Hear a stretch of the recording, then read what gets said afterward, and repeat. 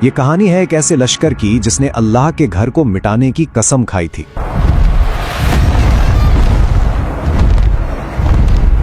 आज हम इस काबा का नाम और निशान मिटा देंगे। चलो सैनिकों, महाराजा की जय। एक ऐसा लश्कर जिसकी हैबत और जिसके हाथियों की धमक से सहराए अरब की रेत तक कांप रही थी। आगे बढ़ो, हमला करो, हमला।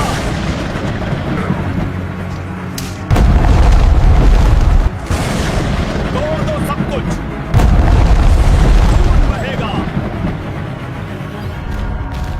सोचिए, मक्के के पहाड़ एक ऐसी खौफनाक तबाही का मंजर देखने वाले थे जिसका तसव्वुर भी आज इंसान की रूह लर्जा देता है। एक तरफ था एक मुतकब्बिर बादशाह। इन हवाओं और पहाड़ों से कह दो, आज इब्राहा को कोई नहीं रोक सकता। उसके साथ 60,000 का खूंखार लश्कर। हर हर महादेव, आगे बढ़ो। और देवे हैकल जंगी हाथी। और उन सब के सामने बिल्कुल तन्हा खामोश खड़ा था खाना काबा। अल्लाहु अकबर। बज़ाहिर इसे बचाने वाला कोई नहीं था, लेकिन वो जालिम ये नहीं जानता था कि काबा के रब ने इसके इस्तकबाल के लिए कैसी फौज तैयार कर रखी है। एक ऐसी फौज जो ना जमीन पर चलती है और ना ही जिसके पास तलवारें हैं। ये उस दिन की लर्जा खेज दास्तान है जब आसमान से मौत बरसी थी। ये कैसा अजाब है, आसमान फट रहा है। लेकिन सवाल यह है कि आखिर वो क्या वजह थी जिसने यमन के हुक्मरां अब्राहा को इतना अंधा कर दिया कि वो काबा को ढाने निकल पड़ा। ताकत के नशे, तकब्बुर और फिर रब जुलजलाल के कहर की इस दास्तान को समझने के लिए हमें यमन के शहर सना की तरफ देखना होगा। तो कहानी का आगाज होता है यमन के दारुल हुकूमत सना से, जहां हबशा का हुक्मरान था अबरहा अल अशरम। उसकी नजरें काबा पर थीं, जो न सिर्फ अरबों की अकीदत का मरकज था बल्कि उनकी मईशत की शहरग भी था। इसके दिल में हसद की आग ऐसी भड़की कि उसने फैसला किया कि वो काबा की शान को ही खत्म कर देगा। उसने सना में अल कुलैस नामी एक ऐसा शानदार गिरजाघर बनवाया कि उसकी चमक दमक से आंखें खीरा हो जाएं, और फिर ऐलान कर दिया अब से अरबों का हज काबा के बजाय यहाँ अल कुलैस में होगा। सुनो, ये अल कुलैस तुम्हारा नया काबा है। लेकिन भला जिन अरबों के दिलों में काबा की मोहब्बत ईमान की तरह रची बसी हो, वो ये तौहीन कैसे बर्दाश्त करते। जैसे ही ये खबर फैली, बनो किनाना कबीले के एक गैरतमंद शख्स ने रात के अंधेरे में उस गिरजाघर को नापाक कर दिया। जब अब्राहा को इसकी खबर मिली तो वो गुस्से से बिल्कुल आग बगोला हो गया। उसका तकब्बुर पाश पाश हो गया और उसने इंतकाम की आग में जलते हुए कसम खाई कि वो खाने काबा को सफ़े हस्ती से मिटाकर ही दम लेगा। मैं कसम खाता हूँ, मैं उस काबा का नामो निशान मिटा दूंगा, उसे राख बना दूंगा। और अपनी इसी किस्म को पूरा करने के लिए अब्राहा ने एक ऐसा खौफनाक लश्कर तैयार किया जिसे देखकर जमीन तक कांप उठती थी। 60,000, जी हाँ 60,000 खूंखार जंगजू, जदीद तरीन हथियारों और लोहे की चमकदार जरों से लैस। लेकिन इस लश्कर की सबसे बड़ी दहशत उनके जंगी हाथी थे, जिनमें सबसे बड़ा और सबसे ताकतवर हाथी था महमूद। जब ये लश्कर यमन से निकला तो इसकी दहशत पूरे अरब पर छा गई।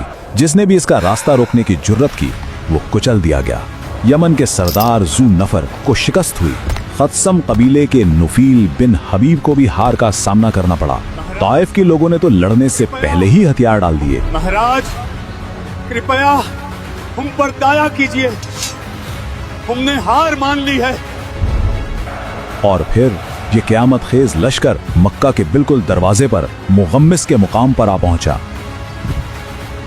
वहां पहुंचते ही अब्राहा के सिपाहियों ने लूट मार का बाजार गर्म कर दिया और कुरैश के सरदार यानी अब्दुल मुत्तलिब के 200 ऊंट भी छीन कर ले गए। पूरे शहर पर एक मौत का सा सन्नाटा छा गया था। अब्राहा ने अपना कासिद मक्का भेजा और पैगाम दिया कि उसका मकसद सिर्फ और सिर्फ काबा को गिराना है। सुनो मक्का वालों, महान बादशाह अब्राहा का ये पैगाम है, हमारा मकसद तुम्हारा खून बहाना नहीं है। बादशाह का सिर्फ एक ही मकसद है, उसका पाँव को गराना, या अल्लाह, उसे मिट्टी में मिलाना। ये क्या कह रहा है? काबा को? इम्पॉसिबल। उसके बाद तारीख का वो हैरानकुन मुकालमा हुआ जो ईमान और तकब्बुर का एक बेमिसाल टकराव था। जब कुरैश के सरदार अब्दुल मुत्तलिब अबराहा के खेमे में पहुंचे तो अबराहा उनकी वजाहत और शख्सियत से बहुत मुतासिर हुआ।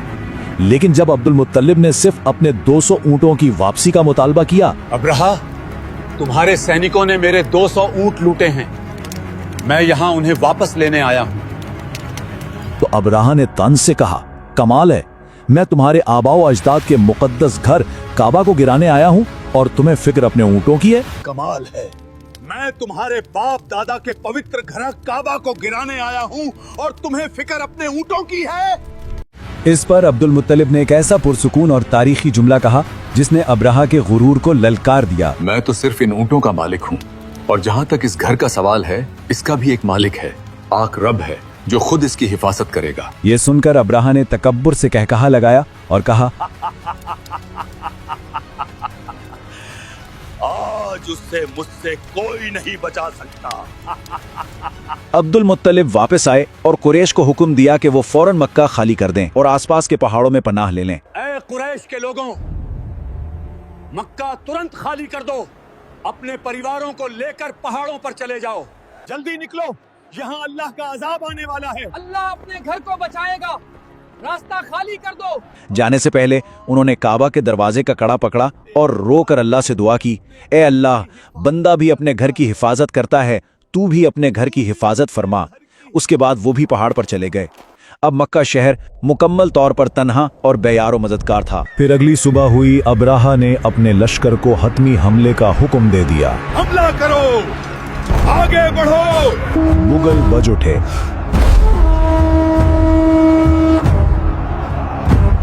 लेकिन ठीक उसी लम्हे कुदरत ने अपना फैसला सुना दिया। जैसे ही महावतों ने सबसे बड़े हाथी महमूद को आगे बढ़ने का इशारा किया, वो जमीन पर बैठ गया। उन्होंने उसे मारा, जख्मी किया, खून में नहला दिया, लेकिन वो अपनी जगह से 1 इंच ना हिला। अभी ये कशमकश जारी ही थी कि अचानक समुंदर की तरफ से अबाबीलों के लातादाद झुंड नमूदार हुए, इतने के आसमान तारीक हो गया। हर परिंदे के पास 3 छोटी छोटी कंकरियां थीं और फिर आसमान से मौत की बारिश शुरू हो गई। जिस फौजी पर वो छोटी सी कंकरी गिरती, वो उसकी जिरा को चीरती हुई उसके जिस्म को गला देती थी। देखते ही देखते 60,000 का वो नाकाबिले तस्खीर लश्कर दर्दनाक चीखों पुकार के साथ तबाह बर्बाद हो गया। मौत ने उन्हें चारों तरफ से ऐसे घेर लिया था कि वो पूरा लश्कर आने वाली नस्लों के लिए एक इबरतनाक मिसाल बन गया। काबा महफूज रहा। अल्लाह ने अपने घर की हिफाजत खुद की।